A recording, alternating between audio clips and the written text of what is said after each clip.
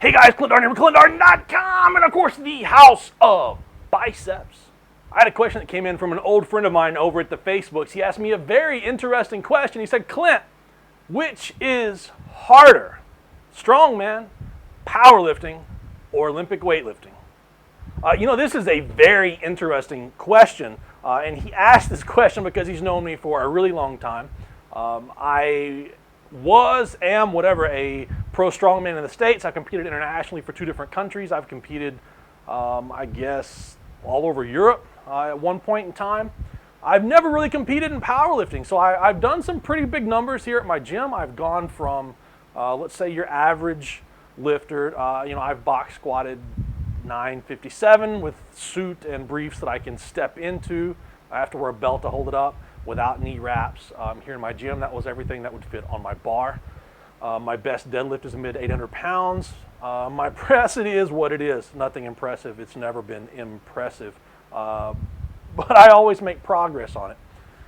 As far as Olympic weightlifting, I've only been Olympic weightlifting for 5 months now. So, I'm a beginner in that. So, let's just start with strongman. I can honestly say that strongman is by far the most difficult sport I have ever been involved with. It is a sport of extreme. And to start out with, you've got to be 300 pounds to be a decent strongman. I'm not saying that you're not going to be a great strongman if you're under 300 pounds because, sure as Shinola, 10 guys are going to watch this and point out, a lot of strongmen that were well under 200 pounds, or well under 300 pounds, well under 200 pounds that were amazing strongmen or are amazing strongmen at every single level, whether it's local, amateur, national, or international. But in general, I never dreamed of being a third-tier strongman, and that's the best that I ever was. I wasn't a guy in the finals at Worlds. I wasn't a guy that made Worlds. I wasn't in the group of guys that had a shot at qualifying for Worlds. I was the third level. I was the group of guys who had a shot at making it to the level, and that level was the one that had a shot to making it to the level of World's Strongest Man. So at best, I was a third-tier strongman, but I wasn't bad. I was pretty doggone good. It really is a sport of extreme everything. It's extreme training. You've got to squat, press, and deadlift, just like a power lifter. You've got to do, good mornings, hamstrings, triceps, lats, just like a power lifter.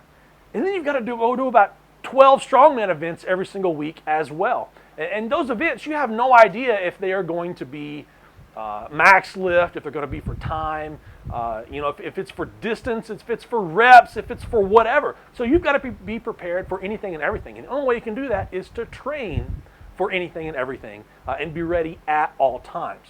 It requires extreme food, extreme sleep, extreme everything when it comes to recovery methods. It requires the utmost of extreme training. It requires you to be absolutely mentally insane. And you know what the amazing thing is about strongman? When you finish an event and you've given everything, and the people who have given everything know exactly what I'm talking about. It's the people that went out, when you went out and did an event, and when you finished, you really thought that you might die. You really thought this might be the end. I might actually die. And then you don't. And the next thought that comes to your mind is, I wonder how much farther I could have gone. I wonder how much farther I could take my body next time and still live. Man, that is strong, man. I want to go lift stones or farmer's walk or no sled drag or pressing, but I want to go lift stones or do something awesome. Car deadlift, a hold, farmer's walk, super yoke, something like that right now. That is strongman. That's the intensity with strongman. And the thing with strongman, it's not always the guy who prepared the best. It's the guy who got on the field and wanted it more that day that wins. It's the guy who looks over, you look at the guy next to you, and all you can think about is, I'm going to kill you. I'm going to beat you. You know why? Because I want it more than you. That's why I'm going to beat you. And that is strongman. It's not just, it is a sport. And you can look over at the person next to you, and numbers don't matter. World records don't matter. It's you against the guy next to you. It's you against everybody else on the field. And that's somewhere where heart really comes into play, and it really digs on you when you have to train for that every single day of your life for years and years and years. And strongman isn't a 6-month sport. It's not a 5-year sport. It's a decades-long sport. So then let's move to powerlifting. I'm not saying I'm a great powerlifter, ever was a powerlifter, ever really am a powerlifter. But powerlifting, man, it's absolutely fun. It's the simplicity of powerlifting is surrounded by the squat, bench press, and deadlift. And then it's, what the heck do I do to make those increase? And it's discovering what exercises and what you have to do to get better at those. It's part of the genius of powerlifting. And I love geared powerlifting. And I don't know anybody who's ever really got into, geared powerlifting that didn't love it, at least for a little while. The thing about powerlifting is it is some serious heavy weight on your body every single training session. And it wears and tears in you, and it keeps you up at night thinking about, what you're going to have to do tomorrow when you get to the gym. And what you're going to do tomorrow if you don't hit that 5-pound PR. I mean, what are you going to have to sacrifice to get that weight? And when you don't do it, when you miss, there is no lower feeling in life than when you've put forth so much work, or you realize that you haven't put in the work, and you get to the gym and you missed it just because you didn't put in the work. That feeling when you have a 800-pound deadlift in your hands, and it's ripping the calluses off your hands, but you refuse to let go, and your shins are bleeding, and with me, my knees are always bleeding just above my thighs. I've got bruises on my thighs. I've got bruises where my straps go, for the deadlift suit. For the bench press shirt, the bruise. And the bench press is a wild ride, man. You unrack a serious weight on the bench press, and you get in, and it's just like, I may die. When you take it out of the rack and you feel the bar in your hands, and it's a ton of weight, and on the way down, all you feel is just this huge increase in pressure. And it's, you're digging down deep, and you're deciding, I'm going to get this. I'm going to knock this out, and it's driving it with your legs. Your hamstrings are cramping. Your toes are cramping.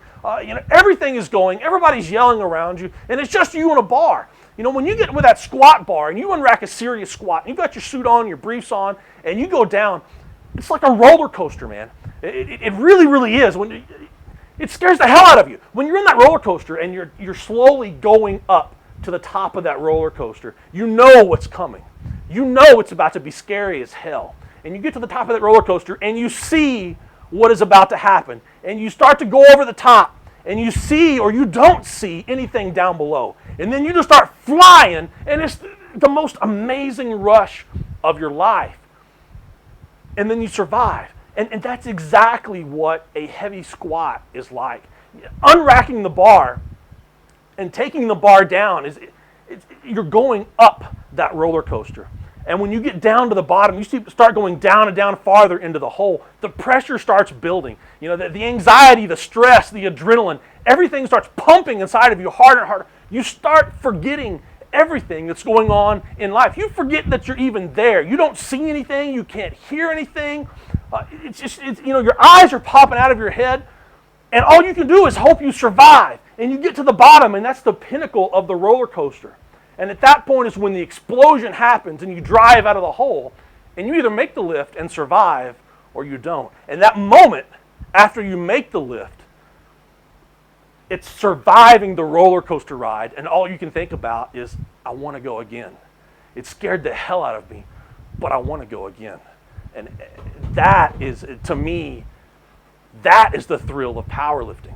That is the rush of powerlifting. And you can create that thrill internally. You can want it. You can dig down deep inside and just want it. And then, you make the lift because you demand technical perfection, because you put more adrenaline into it than anybody else. You get more fire built up than anybody else. You want that lift. You can put your mind somewhere that makes you so crazy you're going to get the lift no matter what. And to me, that is the greatness of the squat, the bench press, and the deadlift when it comes to powerlifting. So that brings us to Olympic weightlifting. Right off the bat, I've only been training about 5 months in Olympic weightlifting, so why would you want to take my advice on this anyway? Olympic weightlifting, in general, you're going to be using a much less weight in Olympic lifting than you're ever going to be using in strongman or in powerlifting. So that in itself is probably going to take a much lesser toll on your body than strongman or powerlifting. As far as food, I can basically say Olympic weightlifting requires very little food. A lot of Olympic weightlifters that I know barely eat anything because they don't need to. It is not a strength sport. At no point are you taking any muscle fibers and breaking it down. At no point do you have that fireball going off in your head to make a lift. At no point did you struggle and struggle and struggle, and then you pulled it out, and then you got another one, and then you got another one.